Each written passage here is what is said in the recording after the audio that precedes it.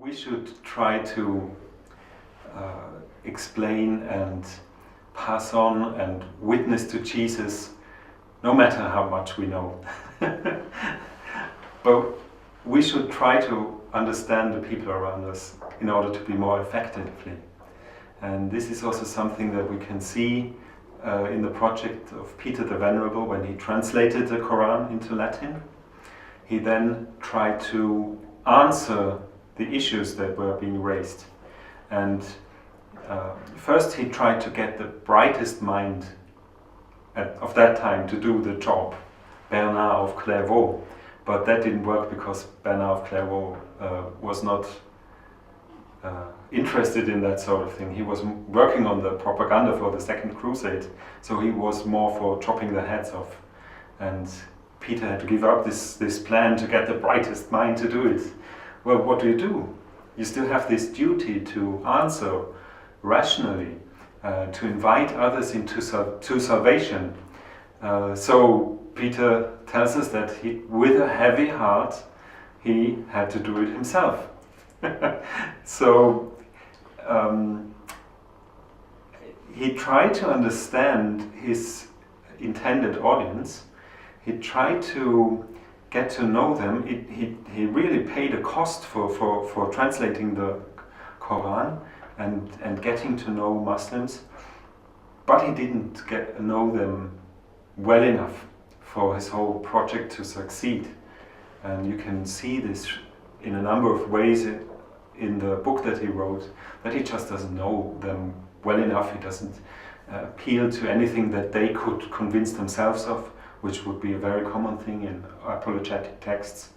And he once says that fuzzy news is coming from you in the East to us in the West.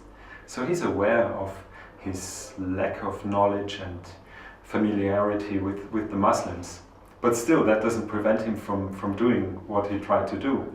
He said it might help them.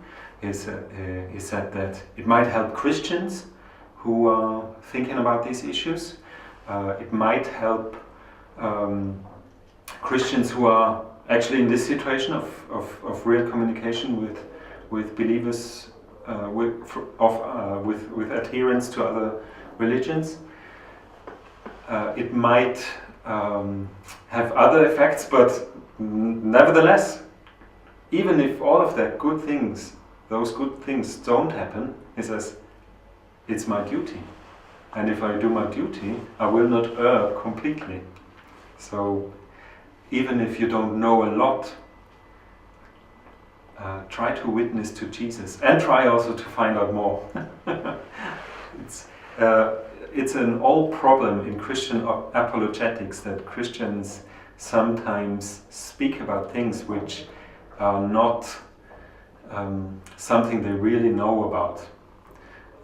Augustine writes about this, how embarrassing it can be if a Christian gives an opinion in public about something that everybody knows is false and not true. And that makes everything about Christianity look stupid as well. So Augustine is very much against Christians speaking out in complete ignorance. But that shouldn't lead to the thought that, oh, I have to first get a PhD on that topic before I can say anything about it. Oh, you can always enter into communication, into dialogue, and then you can even find out more about the other person. That was not possible for Peter the Venerable because he did not. It was a one-way communication, and that even didn't work. So he did not get a response to his ideas, and that's a problem. But we're not in that situation. We can always find out more about the people that we are talking with.